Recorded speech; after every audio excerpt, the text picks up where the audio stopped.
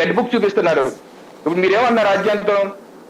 Okay, కక్ష no doubt YCP party కక్ష చేస్తున్నారు, కేసులు పెడుతున్నారు, అందరి మీద కేసులు పెడుతున్నారు, మా మీద కేసులు పెడుతున్నారు. మీ ప్రభుత్వంలో కూడా మా మీద కేసులు పెట్టారు, నా మీద కేసులు పెట్టారు కదా.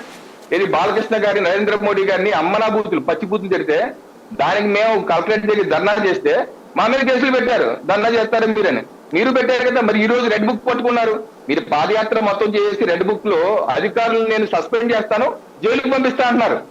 అధికారులు సస్పెండ్ చేసి జైలుకి పంపిస్తారు. దానికోసమే మీరు పాదయాత్ర చేశారు. అధికారుల మీద కోపమా? ఎవరి మీద కోపం? అంటే వారి యొక్క లక్ష్యాలు ఏంటి? మా తెదేపా నాయకుల మీద ఎవరెవరి మీద వారు దాడులు చేశారు, వాళ్ళని ఐడెంటిఫై చేసి వాళ్ళని రెడ్ బుక్ లో రాసి వాళ్ళందరినీ జైలుకి పంపి సస్పెండ్ చేద్దామనా? మీకు తెలుసు కదా, మీరు అధికారులు ఉన్నప్పుడు పోలీసులు అదే పని చేశారు కదా. ఏ జనసేన వాళ్ళ మీద మీరు కేసులు పెట్టలేదా? సోషల్ మీడియా వాళ్ళు జనసేన కవర్ చేసి వాళ్ళ మీద కేసులు పెట్టలేదా? లేదా మిగతా వాళ్ళ మీద కేసులు పెట్టలేదు. ఎక్కువ తక్కువ వాళ్ళు తక్కువ, మీరు తక్కువ పెట్టుండొచ్చు, వీళ్ళు ఎక్కువ పెడుతున్నట్టు. మీరు కూడా అలాగే అధికారులు వాడుకున్నారు కదా, అదే మర్చిపోరు కదా.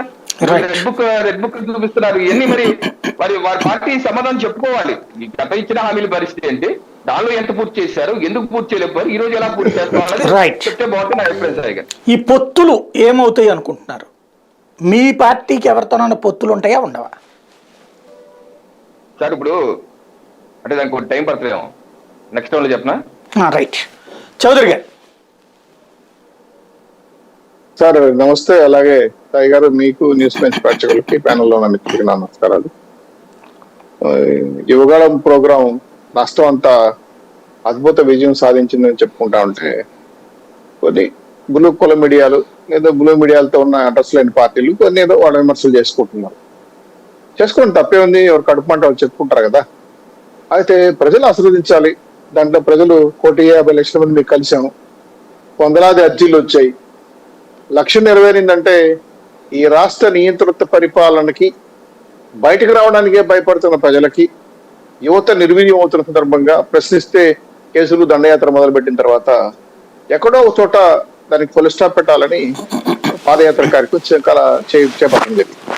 దాంట్లో లోకేష్ గారు సక్సెస్ఫుల్ అయ్యారు.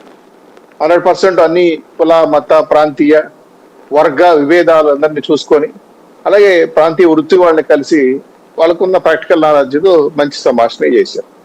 ఒక రాజకీయ నాయకుడిగా రాష్ట్రానికి, ప్రజలకి మద్దతు ఇవ్వాలని, ప్రజాస్వామ్యాన్ని కాపాడుకోవడం కోసం నిలబడ్డారు. దాంట్లో మాకు జనసేన వారు కూడా సహకరించారు కొంతమేరకు. పెద్ద ఎత్తున రాష్ట్రంలో జరుగుతున్న అన్యాయాల అక్రమాలపైన ప్రతి నియోజకవర్గంలో ఏం జరిగిందని మాట్లాడలేదు. సరే, అధికారం నుండి వైసీపీ పార్టీ, తెలుగుదేశం పార్టీ కాదు, బీజేపీ వాళ్ళని మర్చిపోయినా నాకు తెలియదు. సో మేము అంతకుముందు సంవత్సరంలో అధికారం ఉన్నాం కాబట్టి అప్పుడు ఏదో హామీలు ఇచ్చా మర్చిపోయాను అన్నారు. మర్చిపోయిండొచ్చు, తప్పే ఉంది.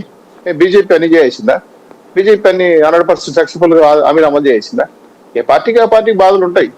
పాపం వాళ్ళు ఎవరు వాళ్ళతో కలవలేదనో, లేదంటే వాళ్ళు ఏమైనా కేఏ పాలసీ జరుగుతున్నాయో మాకు తెలియదు.